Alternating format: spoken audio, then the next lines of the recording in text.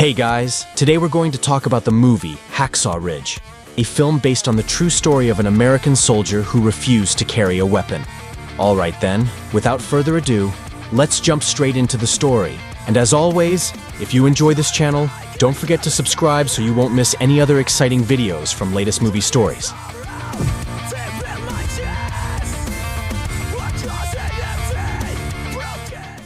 The film opens with two young boys playing together. Their names are Desmond and his older brother Hal. During their childhood, the two were inseparable, always spending time together, playing and exploring the forest near their home. Wait up, I got something to tell you. Desmond's father was a retired soldier, a veteran of World War I. During the war, he managed to survive and return home, but all of his comrades were killed in battle. Ever since then, Desmond's father had been deeply traumatized by the horrors of war. He couldn't forget the sight of his childhood friends dying right before his eyes. That trauma slowly turned him into a broken man, an alcoholic, and a short-tempered father. It was a complete contrast to the kind, gentle man he once was before going off to war. The story continues with young Desmond getting into a fight with his older brother. In a moment of uncontrollable anger, Desmond grabs a large wooden plank and strikes his brother hard. The blow leaves his brother critically injured and nearly dead. At that moment, Desmond realizes the horrifying truth. He has almost killed his own older brother, the person he loves and looks up to the most. On the wall of Desmond's house, there's a large painting depicting the 7 deadly sins of man, and one of them is the sin of murder. Seeing that image feels like a divine warning to Desmond, deeply stirring his heart and making him reflect on what he almost did. Fortunately, his older brother survives. Years pass, and Desmond Doss grows into a devout young man. He now dedicates his life to helping at a local church, holding firmly to his religious beliefs, especially the commandment, "Thou shalt not kill," which remains deeply engraved in his conscience. One day, while Desmond is cleaning the church, a sudden car accident occurs right outside. Without hesitation, he rushes out to help the injured man. Seeing the man bleeding heavily, Desmond quickly takes off his belt and uses it as a tourniquet, wrapping it tightly around the wound to stop the bleeding and save the man's life. Eventually, the wounded man is taken care of by a doctor. The doctor then looks at Desmond and tells him that the man is very lucky to have been saved by him. Hearing that, Desmond falls silent. Those words hit him deeply. Once, he nearly took his brother's life. But now, he has just saved someone else's. That moment becomes a powerful turning point for Desmond Doss, shaping the values and purpose that will define the rest of his life. You're gonna be okay. Desmond then walks around the emergency room, still processing what just happened. There, his eyes suddenly catch sight of a beautiful nurse, so beautiful that he's instantly mesmerized. From that moment on, Desmond falls in love at first sight. Ever since then, he often finds reasons to stop by the hospital just to see her again. He starts talking to her, getting closer, little by little, and one day, his persistence finally pays off. Desmond wins her heart, and the two begin to go out on their first date.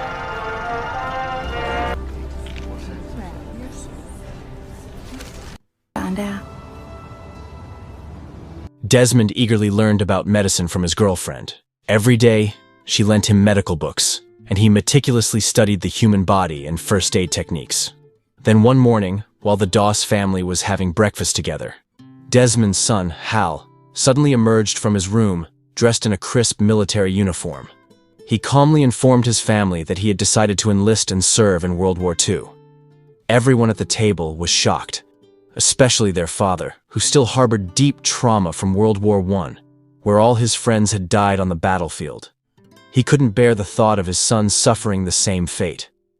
Overcome with emotion, his father burst into tears and, in a mix of anger and fear, ordered Hal to leave the house immediately. Get out of my sight. His brother eventually left home and departed for the battlefield. But deep inside, Desmond also began to feel a growing call, one that he could no longer ignore. He felt that he too had a duty to serve his country. He couldn't just stay at home in peace while others were fighting and dying on the front lines. Before long, Desmond made up his mind to follow in his brother's footsteps and enlist in the army during World War II. He shared his decision with his girlfriend and his family, explaining that this was something his heart truly compelled him to do. However, Desmond's path was different from the others. He chose to serve as a combat medic, a soldier who saves lives instead of taking them. He vowed never to touch a weapon or kill anyone, not even his enemies on the battlefield. You won't be able to live with yourself if you go. No, I won't be able to live with myself. Well, I'm asking you. His fiancée then gave him a Bible, slipping her photo inside it so Desmond would always remember his faith and the woman waiting for him back home. When Desmond finally arrived at the military training camp, he was assigned to a barracks where he met several other recruits who would soon become his comrades in arms. Where you from? Virginia? Oh, hillbilly, huh?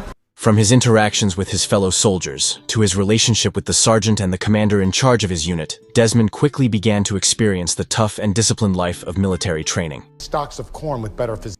During the agility training, everything went smoothly. Desmond even finished first in his team. However, when it came time for the shooting practice and everyone had already picked up their rifles, there was still one weapon left, the one meant for Desmond. Desmond calmly explained that he could not touch or carry a weapon because his faith forbade him from killing or taking another person's life. Can't touch a gun.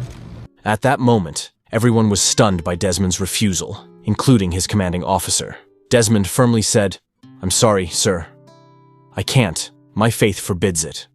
He was then brought before a higher-ranking officer to explain why he refused to carry a weapon. There, the commander told him, "On the battlefield, the enemy won't care about your religion or your beliefs. If you don't have a weapon to defend yourself, they'll still shoot you, and they'll kill you without hesitation."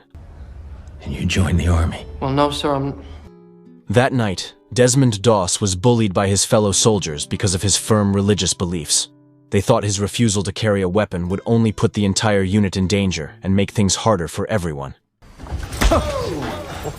Punishments after punishments were given to Desmond in an attempt to make him give up his selfishness and obey the order to carry a weapon. He was forced to scrub toilets, run laps, and endure countless other punishments, yet Desmond never once changed his stance. That night, things got worse. Desmond's fellow soldiers, already fed up with his refusal to carry a weapon, ganged up on him and beat him mercilessly. The next morning, when the commander arrived, he saw Desmond's face bruised and swollen. Feeling pity, the commander advised him to just give up. To leave the military, go home, and live as a civilian instead. But Desmond refused. He stood firm in his belief that he could still serve his country without ever touching a weapon. However, the commander couldn't simply discharge him without going through official military procedures. Desmond was then accused of disobeying a direct order and placed in a military prison while awaiting a court-martial. Because of that, he couldn't even take leave for his wedding day. His long-awaited marriage to his fiancée had to be postponed, leaving Desmond heartbroken and frustrated, trapped between love, faith, and duty. Not long after, Desmond's fiancée came to visit him in the military prison. With a worried look on her face, she tried to persuade him to hold a weapon, not to kill, but so he wouldn't be seen as disobeying orders. Softly, she said, "Desmond, you can still keep your faith without losing the chance to help others. If you keep refusing, they won't let you go to the battlefield to save anyone." Desmond fell silent for a moment, then gently took her hand and replied, "I can't go against my beliefs, not even for a good reason. My duty is to save lives, not take them." Hearing this, tears began to fall down her cheeks. She realized that the man before her wasn't being stubborn. He was someone who held firmly to his faith and principles, even when the whole world stood against him. Finally, the military trial arrived. At the hearing, Desmond was completely cornered. His commanding officer reported that Desmond had disobeyed a direct order and was being accused of insubordination and opposing the war. declared 4F unfit. They killed him. But Desmond wasn't an enemy of the war, nor was he a traitor to his country.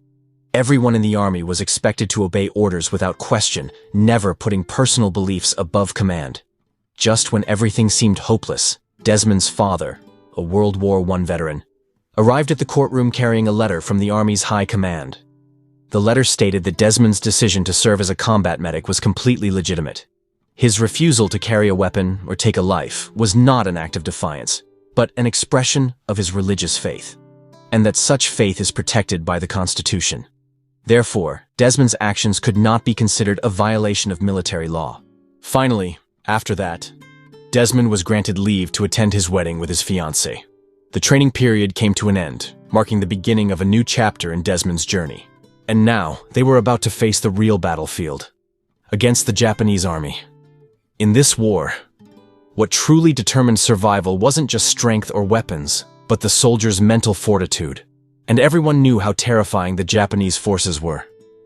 Soldiers who would willingly sacrifice themselves, carrying grenades to blow up their enemies along with their own bodies. After hearing that, the morale of the troops dropped drastically. Fear started to creep in, especially when they saw military trucks passing by one after another, each loaded with the bodies of fallen American soldiers. The grim sight reminded them of the brutal reality that awaited on the battlefield.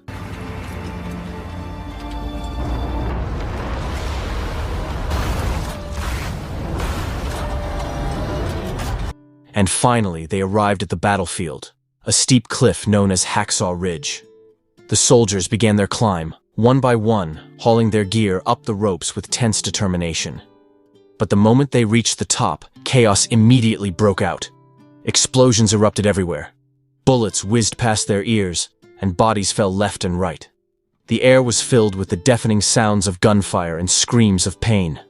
A true hell on earth had unfolded before their eyes. Desmond, who served as a combat medic, kept running tirelessly across the battlefield, helping, carrying, and bandaging the wounded one by one.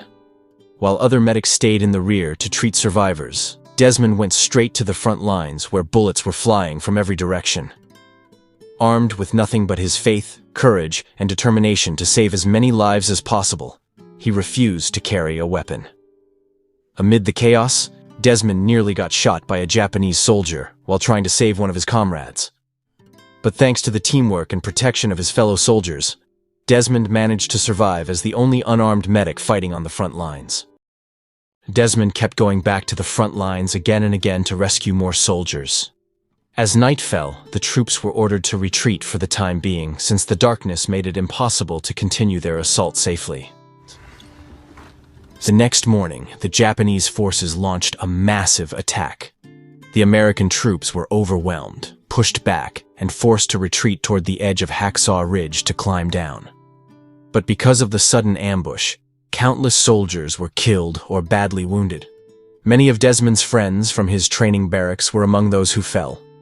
In the end, as all the soldiers, including the commanding officers, decided to retreat and return to base, Desmond Doss was the only one who stayed behind on top of the ridge.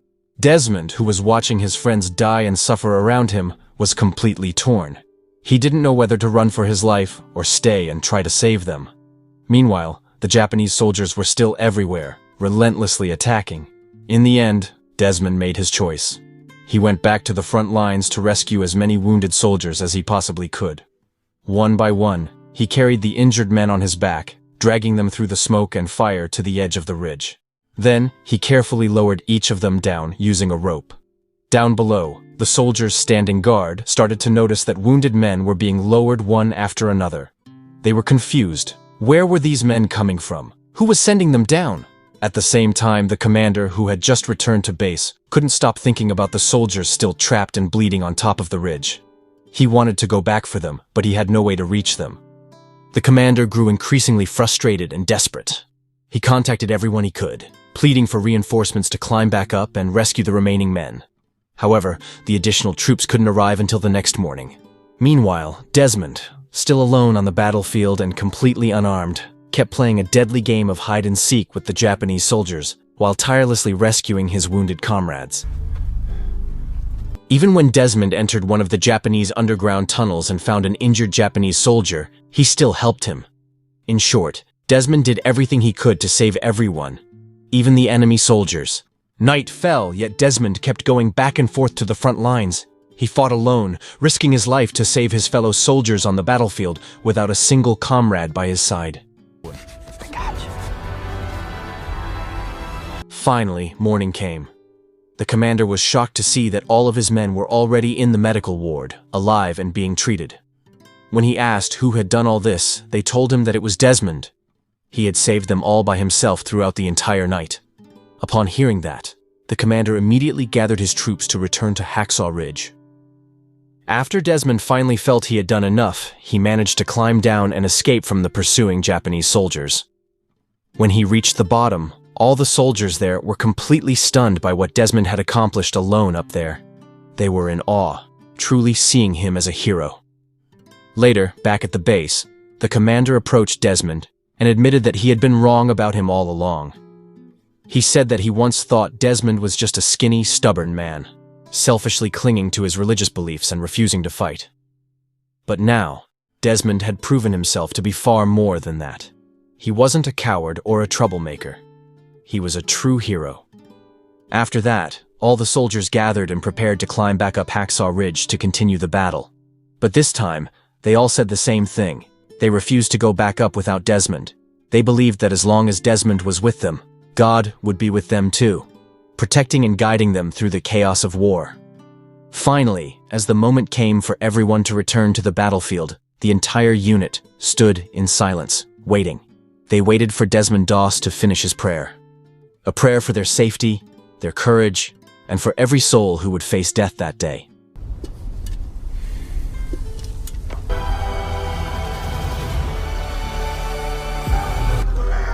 Once again, Desmond displayed incredible bravery on the battlefield. He managed to save one of his fellow soldiers from a Japanese soldier's suicide bomb attack. Unfortunately, the explosion left Desmond severely wounded. And that's the end of the film. Hacksaw Ridge is truly an inspiring war movie that teaches us about the power of faith and the courage to stand firm in doing what's right, even in the most difficult moments. It also reminds us how vital the role of medics is on the battlefield.